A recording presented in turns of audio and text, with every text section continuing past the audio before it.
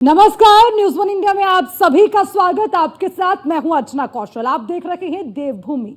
शुरुआत करेंगे देहरादून से। देहरादून शहर के बीचों बीच स्थित प्रतिष्ठित सेंट जोसेफ स्कूल को लेकर अब खेल के मैदान पर इसकी पार्किंग और सड़क चौड़ीकरण का प्लान तैयार किया जा रहा है। स्कूल प्रबंधन और स्थानीय लोग बच्चों के भविष्य के खतरे के रूप में इसे देख रहे हैं। सचिवालय के निकट सेंट जोसेफ स्कूल 90 साल पुराना है। स्कूल में जूनियर सीनियर दोनों सेक्शन में करीब 4000 बच्चे पढ़ते हैं। 99 साल पहले जमीन लीज पर दी गई थी। विगत जनवरी महीने में लीज का समय पूरा हो गया, जबकि इससे पहले दिसंबर 2023 में ही स्कूल ने लीज नवीनीकरण के लिए आवेदन भी कर दिया था, लेकिन वो आज तक लंबित है और स्कूल में 4000 बच्चे पढ़ते हैं।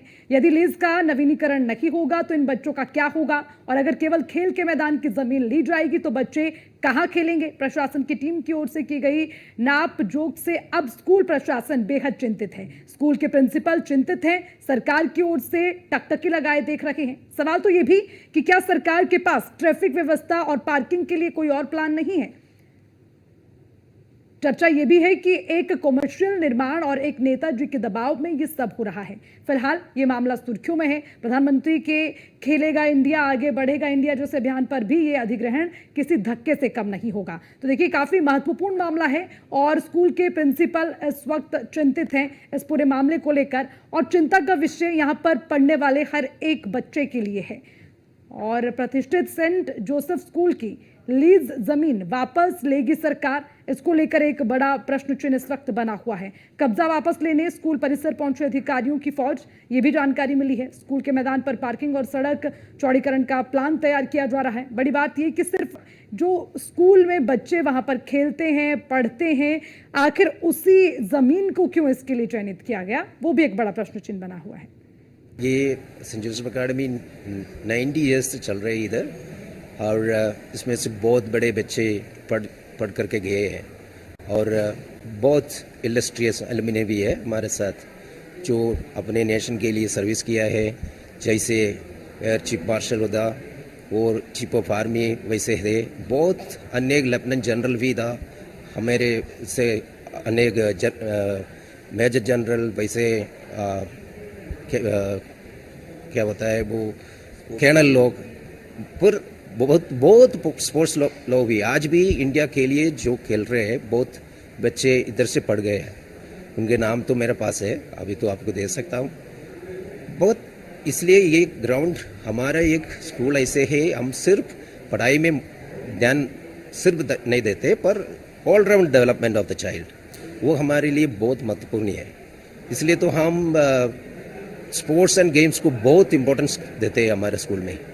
एंड हमारा ग्राउंड 90 साल से हमने ऐसे ही रखा है बच्चे के मानसिक और शारीरिक विकास के लिए, ये बहुत इम्पोर्टेंट है। इसलिए तो आप देखे होगा हमारा स्पोर्ट्स एक्टिविटी बहुत होता है सेंट जोसेफ अकेडमी में।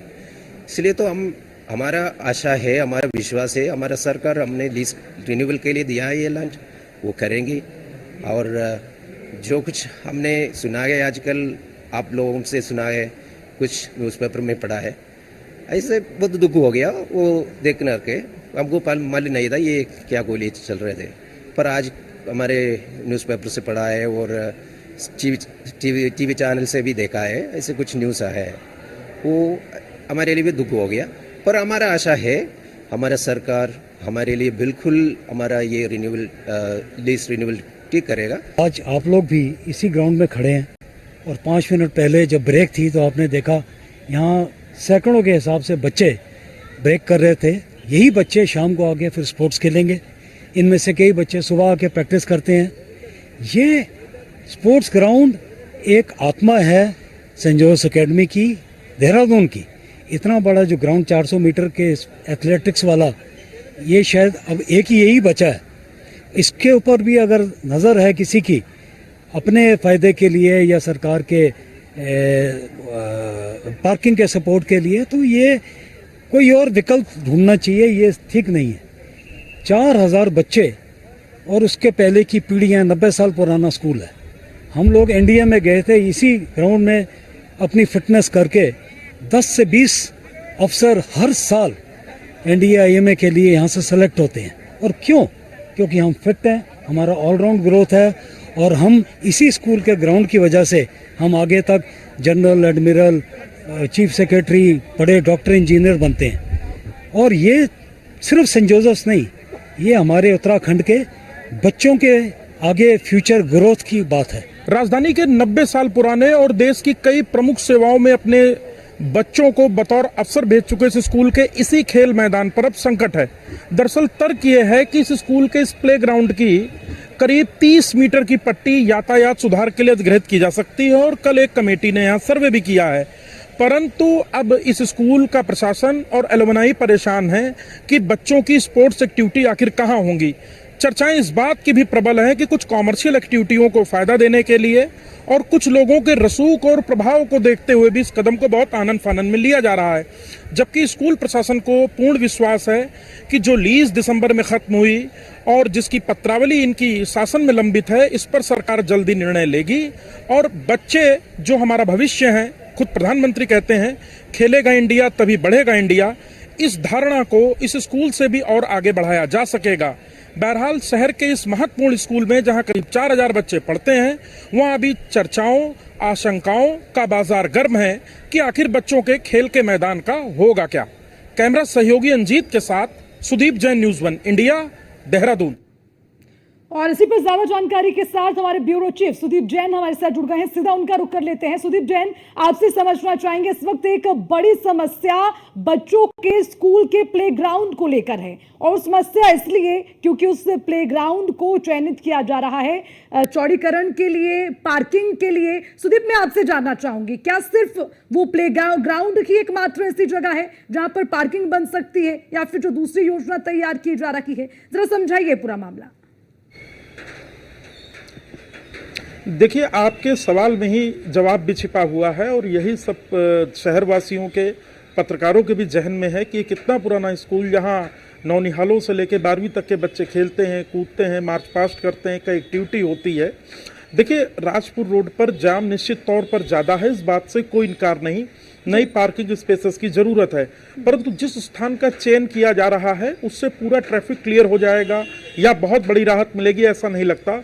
और इस 30 मीटर की पट्टी के लिए कई बहुत 200, 300 साल पुराने पेड़ भी काटने पड़ेंगे जो बहुत विशालकाय वृक्ष का रूप ले चुके हैं। अगर हम जाम की बात करें तो जाम इस राजपुर रोड का घंटाघर से शुरू होकर मसूरी डाइवर्जन तक है।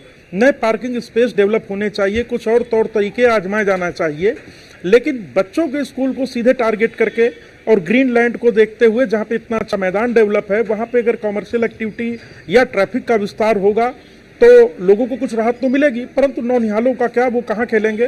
क्योंकि शहर में पार्क इतने नहीं है, अब फ्लैट कल्चर है, बच्चे फ्लैट में रहते हैं, तो उनका जो ओवरऑल, जिसको हम कह सकते हैं शारीरिक जो विकास है, वो भी प्रभावित होगा। वहीं एक और बड़ी राहत की खबर आ रही है कि सूत्र हमारे ऐसा बता रहे हैं, हालांकि आधिकारिक आदेशों का भी इंतजार है। मुख्यमंत्री ने इस पूरे विषय का संज्ञान लिया है, चीफ सेक्रेटरी और बड़े अफसरों को निर्देशित भी कर दिया है कि स्कूल की जमीन को नहीं लिया जाए और इस बात के आदेशों को तामील कराया जाए, परंतु अभी आधिकारिक आदेश का इंतजार है। माना जा रहा है थोड़ी ही देर में आदेश आएगा।